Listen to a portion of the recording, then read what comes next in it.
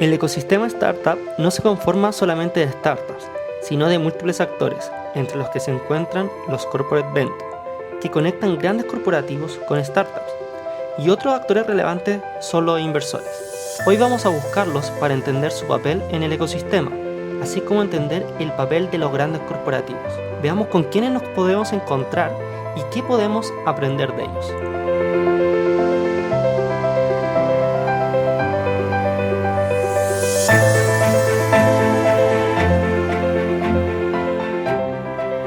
Estamos adentro de ETM Day, como pueden ver, un montón de gente, así que ahora vamos a ir a ver dónde nos podemos ubicar para ya empezar a entrevistar, así que ahí les vamos a ir contando qué pasa durante el día.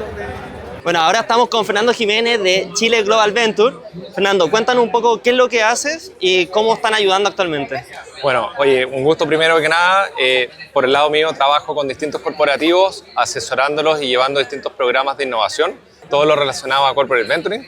Los asesoramos, les ayudamos a definir desafíos, los ayudamos a conectar con startups, los ayudamos a seguir todo ese proceso que hoy día es tan difícil para algunos y les vamos dando herramientas dentro de este proceso. Corporate Venture es eso, porque quizás si yo soy de startup o alguien que no está muy no conozco tanto este concepto, ¿cómo lo definirías tú? Básicamente es el relacionamiento que puede generar un corporativo con una startup para resolver un problema interno, ¿ya? Y ahí hay distintos mecanismos de relacionamiento, los cuales son hoy día y el que más se utiliza es el Venture Client, que permite hacer una relación de cliente-proveedor que genera pocas fricciones internamente. No tienes que generar ningún tipo de nuevo proceso interno para poder hacerlo. Es básicamente un proveedor, pero con barreras más bajas de entrada y obviamente para resolver un problema que habíamos definido previamente. ¿Por qué las empresas, las corporaciones tienen que ir a buscar estas startups? ¿Por qué se da esta relación? Porque finalmente el corporativo, si bien hoy día son rápidos muchos corporativos, muchos para resolver problemas son máquinas muy lentas de poder hacer las cosas. Entonces, cuando tú vas a traer una startup que tiene agilidad, tiene ideas nuevas, tiene equipos que son muy potentes, incluso muchas veces se eligen equipos o startups por el equipo, más que por la solución en sí misma y el potencial que tiene de hacer más cosas. Entonces, los corporativos necesitan estas nuevas herramientas y esta velocidad que da una startup que viene muy nutrida del ecosistema, de eventos como el ETM, de distintas cosas que los tienen un pasito más adelante en muchos temas. Ahí las startups, porque si está esta necesidad, significa que pueden haber startups que se enfoquen en los corporativos, pero también se habla mucho de que es difícil entrar a los corporativos, de que son procesos súper lentos. ¿Qué tú le dirías a las startups como para que se animen a quizás generar estas soluciones y que se animen a ir a los corporativos? Mira, varias cosas que siempre hablamos con las startups. Uno, no digan que sí a todo, no crean que pueden resolver todos los problemas. Vayan a algo específico, algún servicio, algún producto que ya tengan empaquetado, validado, con métricas, con ciertas cosas que eliminen la incertidumbre de cara a este corporativo. Vincularse con muchos corporativos, van a probar mucho, van a avanzar con algunos, con otros no. Acá hay mucho de prueba y fracaso y por otro lado de ser muy resilientes en este proceso de no echarse para abajo porque con un cliente no le resultó. Los pilotos son pruebas. Y esas pruebas pueden ser buenas o pueden ser malas. Podemos validar la hipótesis o podemos decir, no, sabes que esto no funciona. Pero esa validación, por un lado, los permite desarrollar mejor su solución y los va a permitir llegar a otros corporativos porque finalmente el boca a boca, el participar en este tipo de instancias, te permite ampliar tu red y poder llegar a nuevos clientes. Y verlo como un cliente, básicamente. Si acá el corporativo no es una salvación para la startup, es un cliente más donde pueden validar sus soluciones. Y ahí me surge una duda respecto al por qué nace el Corporate Venture, porque me imagino que hay muchas fricciones entre medio y a las que ustedes me imagino que ayudan como a solucionar o a bajar esas fricciones para hacer esta conexión. Entonces, ¿cuáles son esas fricciones actuales que hay y por qué se generan? Mira, pasa mucho que los corporativos no saben buscar las soluciones o de repente encuentran muchas cosas y no saben cómo abordarlas. Nosotros les ayudamos al corporativo a priorizar y también trabajamos como una especie de interlocutor, un traductor, porque el lenguaje de la startup muchas veces no conversa con el lenguaje del corporativo y nosotros ahí incluso tenemos un rol medio de psicólogos muchas veces y los vamos ayudando en el proceso de afinar las propuestas, de generar un buen caso de negocio, de generar una buena propuesta de piloto que sepamos y que sea realista que se puede avanzar. Las fricciones del corporativo tienen que ver con barreras internas, con los procesos de compliance, con las áreas de repente que no quieren que le metas más pega para validar un piloto con una startup, porque si no, ya estoy saturado. Entonces, son distintas situaciones que nosotros, obviamente en la experiencia que tenemos trabajando con muchos corporativos, ya las sabemos manejar y podemos ayudarlos a transitar en este camino de manera más fácil. Y ahí, una startup que quiera venir a ustedes, ¿qué consejo tú le daréis como previo a que venga con ustedes? Como qué ya debería tener solucionado para que ustedes realmente puedan impulsarlo y llegar a los corporativos? Mira, pasa que las startups tienen distintos niveles de desarrollo de sus soluciones. En ese sentido, las de TRL más bajo tienen un camino que de repente es más difícil, son soluciones muchas veces más disruptivas, ¿ya? Y ahí lo que tratamos de hacer es conectarlos en una etapa temprana, pero bajo un desafío que ya esté definido, ¿cachai? Con soluciones que ya están un poco más avanzadas, de repente es más fácil porque el caso de negocio es mucho más sencillo. Entonces, lo que les decimos siempre a las startups es que se preparen bien, que sean muy claros en las métricas y en el impacto que pueden generar con este corporativo. Y como dije inicialmente, que no se vayan a resolver todos los problemas y ser los magos, no, vayan a resolver un dolor, generen un impacto, un quick win, y de ahí en adelante se pueden desarrollar más cosas. Genial. Oye, me gusta mucho lo que están haciendo, espero que les vaya muy bien, también a las startups que ustedes ayudan, así que genial. No, Pero... buenísimo. Muchas gracias a ti también por la invitación. Gracias. Bueno, aquí ya llegamos al clúster donde están hablando principalmente acerca de temas inmobiliarios. De hecho, están todas las startups PropTech y nos encontramos ya con quien vamos a estar haciendo la entrevista. Así que vamos. Bueno, estamos acá con Diego de Momentum Venture Connect, que nos va a estar explicando un poco de qué es lo que hace y por qué hace lo que está haciendo actualmente. Sí, totalmente. Gracias por la invitación primero.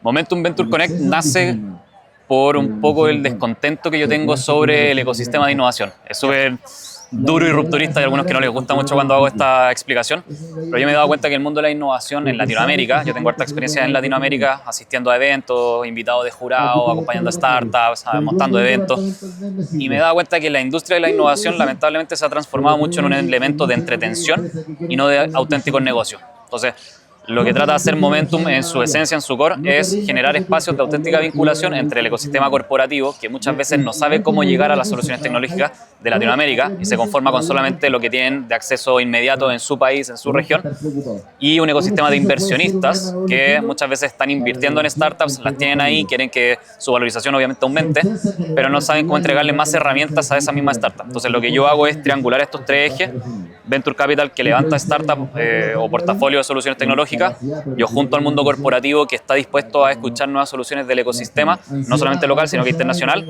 y lo que hago es montar un evento donde junto estas tres partes. Entonces levanto desafíos puntuales de corporativo, voy a Latinoamérica, hablo con los VC, ya tenemos más de 30 entre VC, gobierno, incubadoras, aceleradoras, con partnership firmados, y a partir de eso monto el evento donde genero este espacio de oportunidad. Entonces es de cierta forma cambiar un poco lo que es la innovación abierta, que de nuevo siento que es demasiado marketing y mucho humo, poco resultado real. No son competencias de pitch, porque también son muchas falsas promesas que se le hacen a las startups cuando se le dicen audiencias de 500 personas. Pero ¿cuántos de esos realmente son leads calificados que a ti te van a servir? Entonces, no tengamos a la startup como un elemento de entretención, sino que busquemos generar ecosistemas realmente. Y eso es, montemos el evento, traigamos la necesidad, traigamos la oportunidad, y a partir de eso también invitamos a otros 90 actores del ecosistema local, otras startups, otros corporativos, otros venture capital, para que cuando una startup internacional llegue a un país, cambiando un poco el concepto del soft landing, que ya no sea un estudio de mercado demasiado profundo, sino que sea, oye, de repente vamos a Paraguay, ¿habíais considerado Paraguay para ir a abrir operación? No. ¿Por qué? Porque no, prefiero ir a Colombia, obvio, y de Colombia a México y de México a Estados Unidos. Es como el hilo conductor que todas las startups suelen hacer en su cabeza. Lo que yo digo es, si es que hay 3 potenciales clientes en Paraguay, ¿por qué no vamos a intentar conseguir esos 3 clientes? Siendo un SaaS, no tiene ningún costo operativo mayor o significativo, no tienes que montar una operación todavía, y si de esos 3 pasamos a 15, bueno, montemos la operación. Pero es como cambiar un poco las reglas del juego en cómo se está haciendo la innovación para principalmente priorizar la oportunidad de negocio. Eso es lo que yo trato de buscar. ¿Son eventos presenciales? O sea, actualmente sí, lo estamos haciendo presenciales, una vez por mes en un país diferente. Ya hemos hecho en Panamá, en Lima, en Bogotá, y la próxima semana estamos en Buenos Aires. Buenísimo. Sí. Oye, ¿cómo? Me comentaste que es porque tú tienes toda la experiencia, pero ¿te pasó algo en particular a ti como que se te ocurrió y dijiste, ya, me voy a lanzar con esto? Sí, me pasó una experiencia bien tragicómica. que organizamos un evento hace un par de meses, hace varios meses atrás ya, donde teníamos a un jurado súper rimbombante, el director de una aceleradora, el director de un venture capital, como perfiles demasiado entretenidos, pero que cuando las startups presentaban, el jurado no le entregaba nada de valor, como realmente... Ok, ¿qué estamos haciendo acá? Como que me hizo un switch de decir, tengo startups que están presentándole a un jurado que realmente no tienen cómo aportarle mucho valor, y los premios que le estoy dando a las startups por participar son premios que no les sirven. Oye, los 200.000 créditos en AWS, chuta, pero ya lo utilicé el año pasado, entonces no puedo volver a utilizarlo. Chuta, ok, oye, es que el programa en Miami de soft landing e inversión, pero es que mi foco no está en el mercado estadounidense. Entonces, estamos haciendo algo marketeramente muy práctico, pero que a la startup no le está generando valor suficiente. Entonces, ahí es cuando me hizo un clic en la cabeza y dije, chuta, algo está pasando mal. Y yo he participado desde jurado, desde presentador, desde audiencia, desde startup parado en el escenario, y he visto que este patrón se ha repetido constantemente, que al final la startup pasa a ser un medio de entretención y el mundo corporativo dice, oye, es que estamos haciendo demo days, estamos haciendo competencias de pitch, pero ok, le estás dando una vitrina, que de repente eso se puede materializar en oportunidades. Pero ¿qué le estás aportando tú a esa startup? ¿Le estás dando un negocio? ¿Le estás aportando la oportunidad de hacer un sandbox? ¿Le estás aportando la oportunidad de hacer una demo dentro de tu empresa? Entonces ahí es donde yo siento que había que dar una vuelta de tuerca, por así decirlo, a esto. Y nada, hasta ahora la recepción ha sido bastante positiva de las startups y desde el corporativo. Que muchas veces corporativos dicen, oye, queremos hacer innovación, pero no tenemos el presupuesto, no tenemos el equipo. Ok, yo paso a ser un músculo latinoamericano que te trae oportunidades. Porque eso es lo otro que me doy cuenta. De repente con la banca yo trabajo harto y me dicen, oye, ya, perfecto, fintech. ¿Y qué he buscado? No, acá en Perú he buscado cosas de fintech. Perú igual tiene un buen ecosistema fintech. Pero si es que nos queremos ir a fintech y hablar temas de, no sé, tokenización, de blockchain, Web3, vámonos a Centroamérica. El Salvador, Guatemala, Panamá, que tienen ecosistemas mucho más desarrollados. Pero en sí el mundo corporativo se trata de no quedar en lo que conoce, muy cercano en su ecosistema. Entonces esto está empezando a abrir un poco las reglas del juego con estas relaciones latinoamericanas para que una startup de Guatemala pueda traerle una oportunidad a alguien en Argentina, en Bolivia. Y eso es lo que estamos llevando un poco más sobre la marcha. Oye, ¿cuáles son los principales desafíos que estáis enfrentando actualmente para que esto siga creciendo? Costos. Como toda buena startup, esto... O sea, tiene grandes desafíos, la movilización, montar los eventos, la convocatoria, porque también hoy día ya hay tantos eventos de innovación que también hay que entrar a competir, y esto también es el objetivo, buscarle un enfoque diferente. Pero la gracia es que justamente lo he tratado de mitigar haciendo buenas relaciones y buenos partnerships y alianzas con empresas estratégicas, con aerolíneas, con cadenas de hoteles, con cadenas de cowork, con cadenas de oficinas. Entonces, no solamente para que cuando yo vaya a una edición pueda tener los costos operativos lo más bajos posible, sino que también para que yo pueda fomentar a que startups puedan cruzar continente, por así decirlo, para buscar esta oportunidad a un costo menor, dándoles descuentos en los pasajes, dándoles estadías gratis, dándoles espacios de oficina gratuitos en las primeras etapas cuando están recién explorando un nuevo ecosistema. Entonces, ha sido un desafío, pero también fue una oportunidad de encontrar como una nueva oportunidad, no sé si de negocio, pero sí poder empezar a que el founder o el equipo de los founders de las startups generalmente son muy solitarios. Entonces, cómo nosotros los acompañamos en un proceso para que cuando llegan a un nuevo país estén acompañados, tengan una comunidad, tengan espacios que los puedan recibir, organizarle otras actividades complementarias solamente a ese evento para que cuando vayan a una nueva edición no sea voy, presento y me devuelvo, sino que pueda conocer un poco más del ecosistema, me conecte realmente y vea si es que esa oportunidad se puede transformar en algo más grande. Buenísimo. Oye, para ir finalizando, ¿qué consejo le daríais a una startup, a un founder que esté justo que sea como de los que tú estás buscando para que siga creciendo, para que se anime quizás a asistir a estos eventos y no quedarse, porque muchas veces me imagino que se quedan como en su propia burbuja, tal como los corporativos se quedan? Claro. El founder de startup me imagino que también es como que se queda ahí, quizás no conoce tantas oportunidades o le da vergüenza en muchos casos. No sé, ¿qué consejos darías? Sí, eso es una buena pregunta, porque de repente hay muchas startups que dicen que tienen una tesis, un modelo de negocio y lo tratan de validar localmente y se dan cuenta de que localmente no funciona y termina muriendo la solución o no encuentran ese modelo que funcione. De repente la misma solución, con el mismo mindset, con la misma pasión con la que nació una idea, probarlo en otro país, en otra región, de repente salir de las capitales, se pueden encontrar oportunidades. Entonces de repente no es que el modelo de negocio sea el equivocado, es que el ecosistema donde está es el equivocado. Entonces, ¿por qué hoy día, si es que estamos en Santiago de Chile, tenemos que partir haciendo el MVP en Santiago de Chile? Oye, eventualmente, si es que es un SaaS, porque es mucho más fácil, podemos llevarlo a otro país, a otra región, y ahí puede que tenga un mejor fit. Y a partir de eso lo adaptas para llegar a Chile nuevamente. Pero de repente identificar que otros países tienen culturas completamente diferentes. O sea, sabemos que los sistemas políticos de Latinoamérica son todos diferentes, sabemos que los temas monetarios o económicos son todos diferentes. Una startup que nace en Argentina tiene unas dificultades económicas y sociales y económicas muy particulares con el tema de los ingresos extranjeros, de las compras de divisas, los cambios de dólares. Entonces, eso ya lo hace una característica especial, que va a ser muy diferente a la de Chile y muy diferente a la de Centroamérica. Entonces, a lo que hoy finalmente es de repente no desmotivarse a la primera y echar a morir una startup, sino que de repente explorar en Latinoamérica con buenas alianzas, con buenos contactos, de eventualmente esto puede funcionar en otro lado, puede ser buena solución, no bueno el lugar. Entonces yo creo que de repente eso podría ser algo diferente como para no repetir las típicas respuestas de buenísimo. De hecho, jamás había escuchado esa de probar en otro lado, porque normalmente, o incluso hace poco escuchaba como el latinoamericano siempre parte en español. En una de esas también podría funcionar partir en inglés y así te abrís más. Tal cual.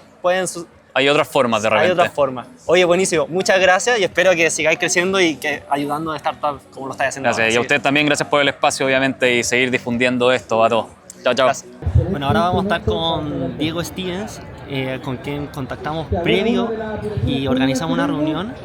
Tiene poco tiempo, entonces le dijimos si nos podíamos reunir acá, ahora que también nosotros, bueno, ha pasado que estuvimos como con 3 entrevistas sin parar, entonces ahora nos desocupamos, justo se dio y creo que tiene tiempo para que lo podamos entrevistar.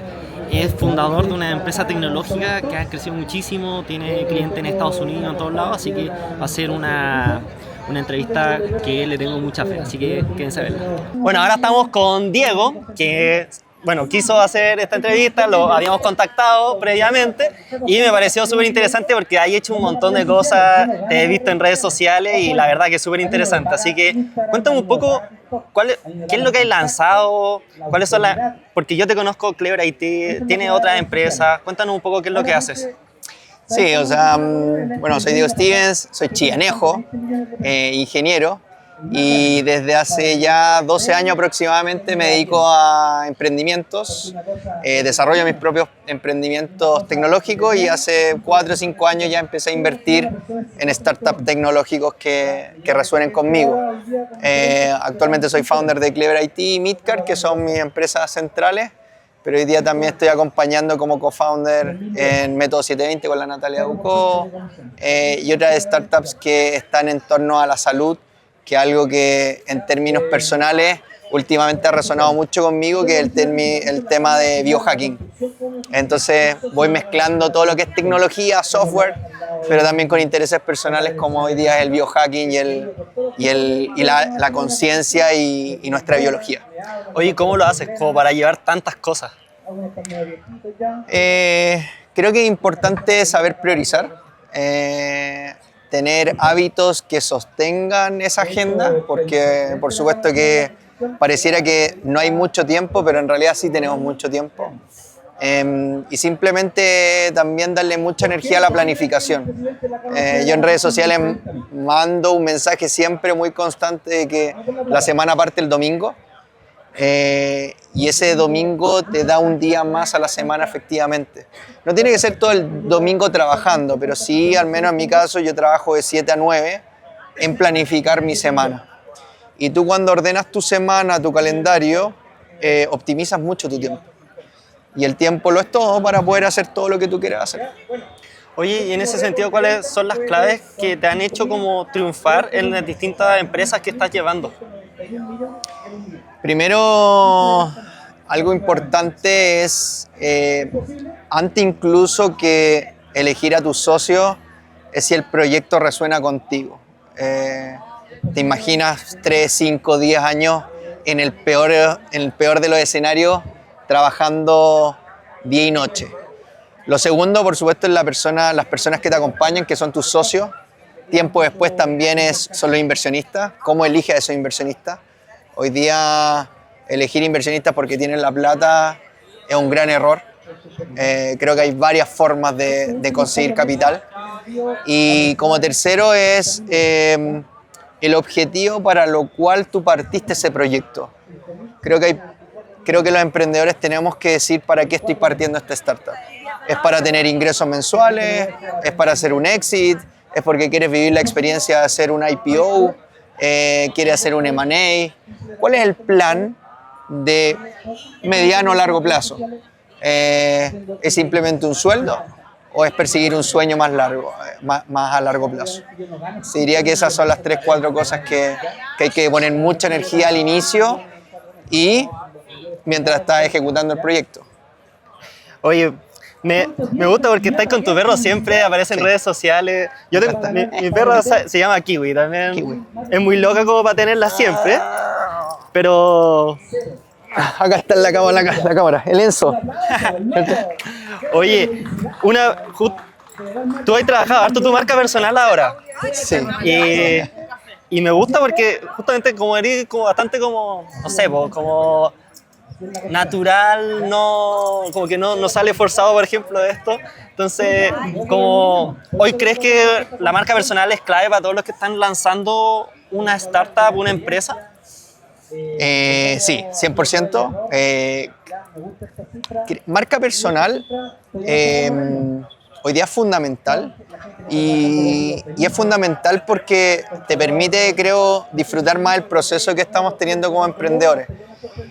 Mi desafío al inicio de la marca personal fue efectivamente no caer en un personaje. Al comienzo lo hice. Al comienzo empecé a crear un personaje y empecé a crear como ese personaje que tú creías que era mejor que lo que realmente eres. Y lo que me pasaba es que me empezó a costar más crear reels, me costaba mucho más hablarle a la cámara, me costaba mucho más encontrar energía y motivación para hacer 3, 5, 10 reels. Y cuando empecé como a escribir y a decir las cosas que en realidad yo diría o me gustaría que alguien me dijera, se hizo todo más fácil. Y al mismo tiempo eso hace que la gente y el mercado, tus clientes, tus inversionistas, te conozcan auténticamente.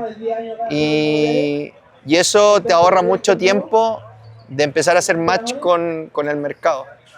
Entonces hoy día la marca personal es la forma más fácil de hacer llegar los valores de tu empresa o de tu startup al mercado. Entonces es una forma súper auténtica de hacer marketing. Entonces yo algo que recomiendo y a los startups en los cuales invierto se los exijo porque ese marketing es mucho más económico que un marketing por leads, por funnel, por todas estas tendencias de growth marketing o otras que podamos hablar. Esta es la más efectiva. Genial. Oye, ya para ir finalizando, consejo para alguien, por ejemplo, hipotéticamente alguien te va a presentar una startup. ¿Qué es lo que ves o qué aconsejarías para que cuando te presentan una startup digan como este founder, esta startup se diferencia de otras? Sí, una buena pregunta porque esa respuesta ha ido cambiando. Actualmente los inversionistas están buscando startups que puedan generar un margen, una venta. El growth o el crecimiento a lo loco ya es algo que pasó de moda, sobre todo por estas semi o demi crisis que han existido en el mundo y en Chile y en Latinoamérica. Y todo esto de quemar plata ya no es algo atractivo. Hoy día yo te diría que no invierto en ninguna startup que no logre a los 3 o 6 meses una venta que te acerque rápidamente a estar en break-even. Me gustan los emprendedores que hablan de EBITDA, de net income o última línea, que son muy financieros, también comerciales. Hoy día con la inteligencia artificial desarrollar software se volvió más fácil. Entonces, si bien es cierto, históricamente ha existido el software as a service, hoy día empezaron a hacer el concepto service as a software. ¿Cuáles son los servicios que puedes montar sobre una tecnología? Porque los servicios siempre te van a permitir facturar mucho más rápido y montos más altos que un SaaS, que es por usuario.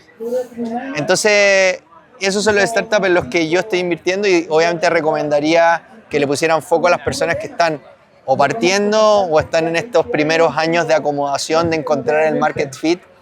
Busquen el cliente que les permita facturar rápido y con margen.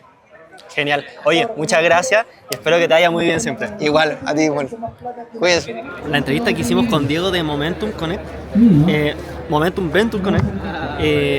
Bueno, después de la entrevista nos dijo, oye, vienen unas personas, ¿te gustaría conversar con ellas? Así que estamos esperando a ver quiénes son. Creo que son de Oracle, así que sería buenísimo. Bueno, ahora estamos con Luis, que es de Oracle, se encarga de todo lo que es la ayuda a startups. Entonces, Luis, cuéntanos un poco qué es lo que haces y cómo ayuda a las startups. Genial, genial, muchas gracias.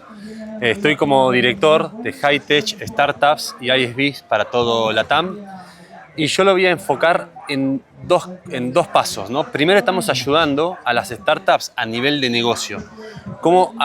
Tenemos una de las comunidades más grandes a nivel de clientes en LATAM y lo que buscamos es generar sinergia entre cada una de ellas, colaboración.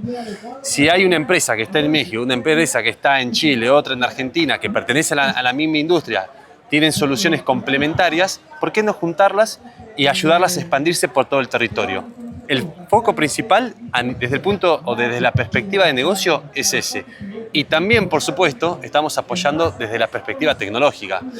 Tenemos una arquitectura que es mucho más performante que otras plataformas, pero por el simple hecho que tenemos una arquitectura Bare Metal Isolation. ¿Qué significa eso? Que las instancias de cliente están separadas unas con otras, logrando que no se compartan recursos de red, de memoria, CPU, frente a otros proveedores que tienen un modelo más de virtualización a nivel de capas, en donde eso genera mayor latencia entre los servicios. A su vez tenemos una plataforma muy grande de inteligencia artificial, todas nuestras soluciones o nuestros servicios tienen inteligencia artificial embebida.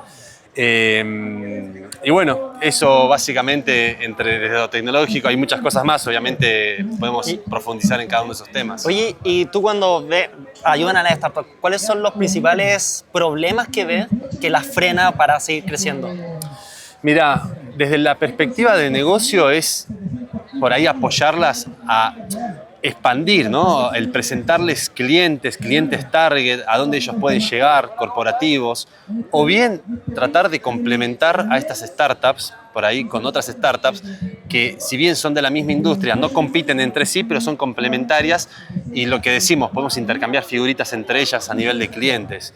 Y después, obviamente, desde el punto de vista tecnológico, lo que buscamos es que las startups puedan tener la mayor performance, puedan cumplir con sus desafíos, resolver sus dolores, necesidades, desde la perspectiva tecnológica, a un bajo costo. Un 40-60% más bajo que la competencia, que eso al mismo tiempo te permite innovar. Porque uno a veces dice, che, yo no puedo innovar porque no tengo presupuesto, no tengo dinero justamente para hacerlo. Bueno, te garantizamos que vos puedas tener buena performance a bajo costo para que te permita innovar. ¿Y esto ustedes lo hacen por medio de programas? ¿Uno postula como startup a Oracle y en algún programa específico? ¿Cómo lo hace como para que uno como startup diga como, oye, quiero que me ayuden? Genial, ¿no? Buena pregunta. Mira, sí, tenemos programas en los cuales ayudamos a las startups, le damos algunos créditos para poder resolver esa necesidad, ese punto de dolor, ese desafío, y a su vez, por el solo hecho de ya pertenecer o ser una high-tech, una startup y que puedas trabajar con nosotros en Oracle, ya te abrimos, obviamente, te damos una apertura para poder presentarte otras startups, otras empresas a donde esta startup quiera ir, ¿no? Por supuesto. Entonces, perfecto. Ambas. Oye, buenísimo. Muchas gracias por darnos este tiempo y espero que les vaya súper bien y que ayuden a hartas startups. Así genial. Es muy bueno como para el sistema, para el ecosistema startup que existan estos programas, esta iniciativa. Así que genial. Genial. Genial y muchas gracias por este espacio. Un saludo a todos. Gracias. Llegamos al final de este día. Estuvimos hablando con dos personas que se dedican al Corporate Venture. Estuvimos hablando con personas de Oracle, que es un gran corporativo. Estuvimos hablando también con un inversor. Entonces, la realidad es que logramos el objetivo, logramos conversar con este tipo de actores que enriquecen el ecosistema, que ayudan a que todo el ecosistema latinoamericano crezca, y es por eso que estamos muy contentos esperando que el ecosistema siga creciendo y obviamente poder ser parte de esto. Así que no te pierdas el siguiente video.